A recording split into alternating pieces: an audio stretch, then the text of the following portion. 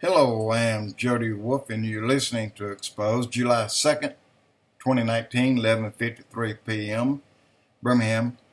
And two topics here. One is the aliens. They're coming.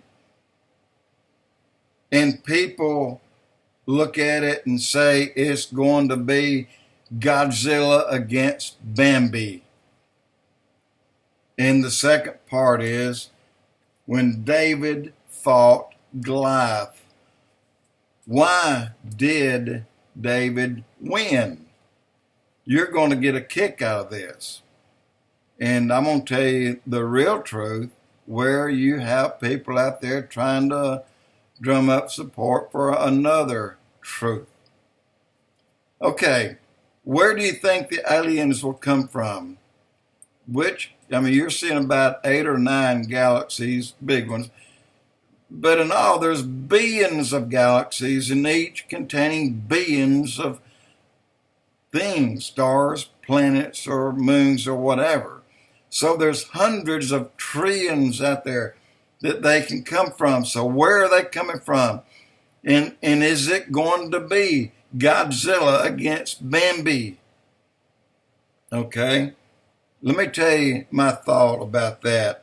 Number one, yes, it's going to be Godzilla against Bambi. That's exactly what it's going to be like on this planet, on our planet, the one we live on right now today.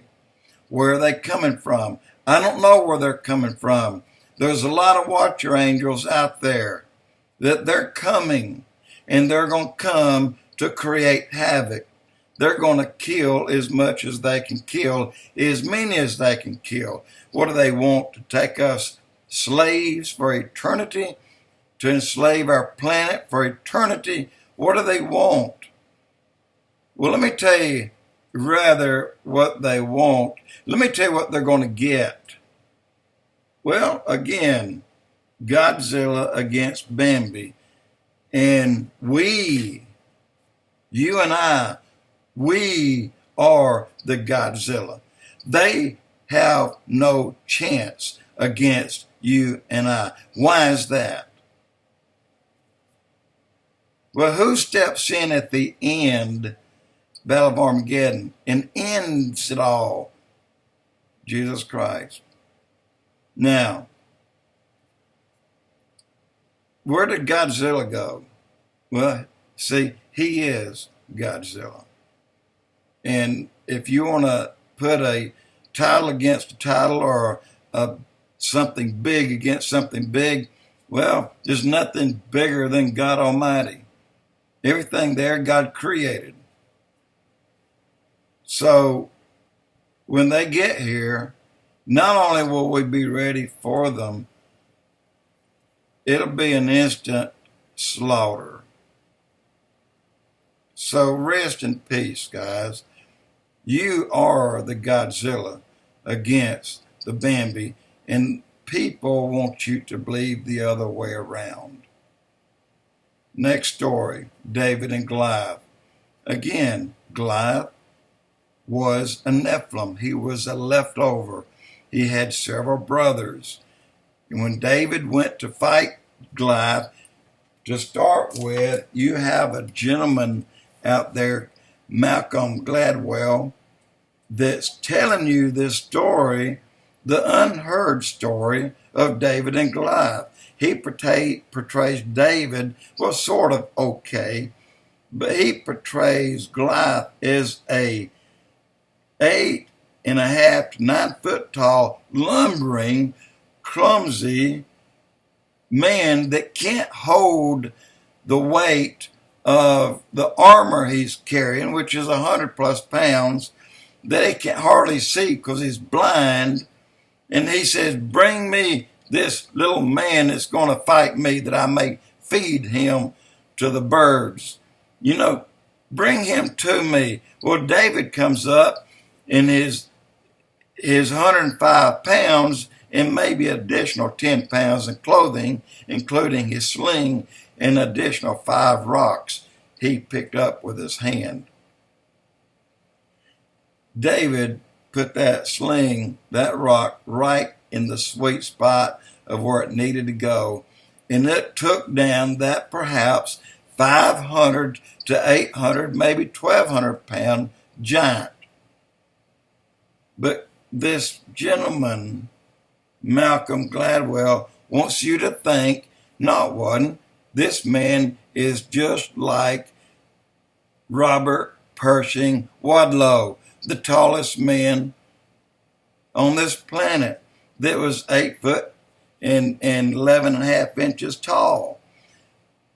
Clumsy, blind, couldn't carry the weight of his clothing, certainly couldn't carry 100 pounds or 150 pounds of armor. So he's depicting David as fighting someone that can't even defend himself because he's too big. His pituitary gland is grown and it's just screwed him up. And this is the gland that causes these people to become giants like that. But let me tell you who David really fought. He really fought a Nephilim. He fought a man that's closer to between 10 and 12 feet tall, that weighed 700 to 1,000 pounds, that carried 200 or 300 pounds in armor, and that was as quick and as slick and meaner than the next 50 men beside him. This is why he was telling David to come, let me see you, this little bitty thing here. You know, he was taunting David, but David knew what God was going to let him do. Take down this giant. And David picked up 4 more stones, if I'm not mistaken, to go after his brothers. Don't diminish the fact that who David fought was a true giant. In the last of them, go back and listen. Remember the giants of Kandahar. Remember the one that they caught and brought back. He was faster than greased lightning. He would take his spear and at one swipe kill about 4 or 5 men at a time and throw them 100 feet. And those he didn't throw, he ate. The giant of Kandahar, go back and look at it. This is exactly what David fought. David didn't fight a tall, lanky man that couldn't hardly hold his own weight up. David fought a giant. Otherwise, it would not have been biblical. God don't put foolishness in his book, in his word. When he puts something in there, you can bet it's true to life in every way that you read it, that you see it, that you know it. I just had to throw that in. I don't like diminishing things as if they were nothing. Well, this is something big. Me, I'm a stout guy, but I run like hell from one of those things unless you get me a cannon in my hands. But David didn't. He knew what he had to do.